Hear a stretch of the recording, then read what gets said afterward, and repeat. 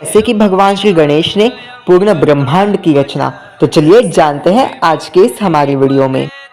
जैसे हम बात करें भगवान शिव के बारे में, तो शिव का सर्व परम ब्रह्म स्वरूप है सदाशिव। वैसे ही भगवान विष्णु का परम ब्रह्म स्वरूप है महाविष्णु, और वैसे ही देवी पार्वती का परम ब्रह्म रूप है देवी आदि पराशक्ति। या तो भगवान श्री गणेश के बारे में, तो भगवान श्री गणेश का परम ब्रह्म स्वरूप है भगवान महागणाधिपति। तो कैसे की भगवान श्री महागणाधिपति ने ब्रह्मांड की उत्पत्ति, तो चलिए जानते हैं आज के वीडियो। भगवान महागणाधिपति जो कि परम ब्रह्म स्वरूप है, परमेश्वर है, कि अनंत ब्रह्मांडों के नाथ हैं, इनकी अनेकों भुजाएं हैं, जिनके साथ उनकी शक्ति विराजमान है। गजमुख, लंबोदर, भक्तवत्सल भगवान श्री महागणाधिपति जी। पर आखिर कैसे महागणाधि जी के आदेश पर ब्रह्मदेव ने की सृष्टि की उत्पत्ति, तो चलिए जानते हैं। इस कथा के बारे में हमें गणेश पुराण से भी पता चलता है।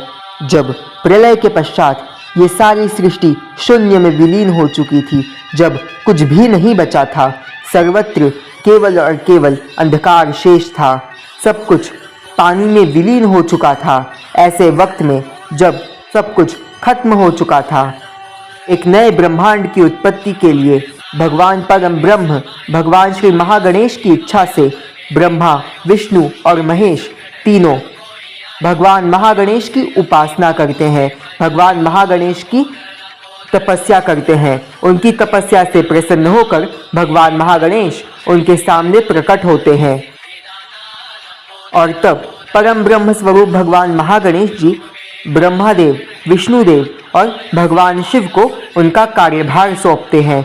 भगवान ब्रह्मा को सृष्टि के कार्य को सौंपकर भगवान विष्णु को सृष्टि के पालन का कार्य सौंपते हैं, और भगवान रुद्र यानी कि भगवान शिव को सृष्टि के संहार का कार्य सौंपते हैं। यही भगवान महागणाधिपति जी वक्त वक्त पर भक्तों की रक्षा के लिए, जगत के कल्याण के लिए और धर्म की स्थापना के लिए धरती पर अलग अलग परम ब्रह्म रूप अवतारों में अवतरित होते हैं, जैसे कि उन्होंने परंतु अब चलिए चलते हैं उस तरफ जहाँ पर ब्रह्मदेव ये समझ नहीं पा रहे थे कि वो सृष्टि का निर्माण कैसे कर पाए।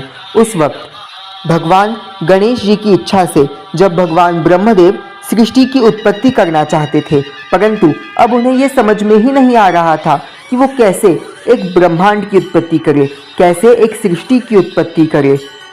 तब चिंतित होकर भगवान ब्रह्मा ने भगवान श्री महागणेश की पूजा की और षोडशोपचार द्वारा उनका पूजन कर उनका तप किया। तब भगवान श्री महागणेश ब्रह्मदेव के सामने पुनः एक बार प्रकट हुए और ब्रह्मदेव को ये कारण पूछा। तब ब्रह्मदेव उन्हें बताते हैं कि उन्हें ये समझ में ही नहीं आ रहा कि वो सृष्टि का निर्माण कैसे कर पाए। पर तब भगवान श्री गणेश ब्रह्मदेव को यह समझाने के लिए कि सृष्टि की उत्पत्ति कैसे की जाए, वो अपनी सूंड आगे करते हैं और अपने सूंड से ब्रह्मदेव को अपने पेट में यानी कि अपने उदर में ले जाते हैं।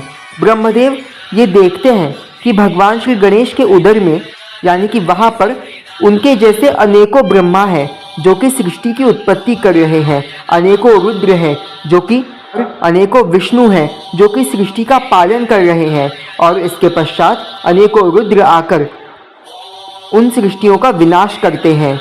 और ये सभी भगवान महागणेश के उदर में हो रहा है। भगवान महागणेश परम ब्रह्म है, ये जानकर ब्रह्मदेव ये समझ जाते हैं कि अब उन्हें सृष्टि की उत्पत्ति कैसे करनी है। और तब भगवान श्री गणेश भगवान ब्रह्मदेव को उनके उदर से बाहर निकालते हैं, जिसके पश्चात भगवान महागणेश की आज्ञा से और उनका आशीर्वाद लेकर ब्रह्मदेव अपनी सृष्टि का निर्माण करते हैं और एक सुंदर सृष्टि की रचना करते हैं।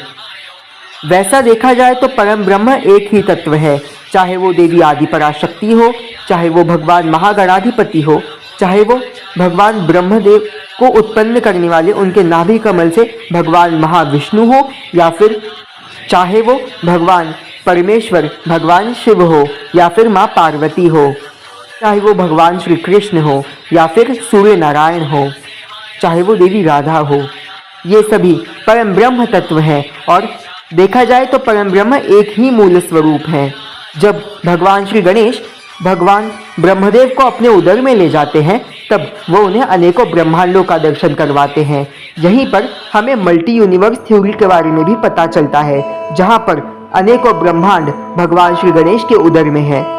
इसी तरीके से एक बार श्री कृष्ण ने भी भगवान ब्रह्मदेव को अनेकों ब्रह्माओं से मिलाकर ये बताया था कि उनके अलावा अनेकों ब्रह्मा है और अनेकों ब्रह्मांड भी है। और वैसे ही एक बार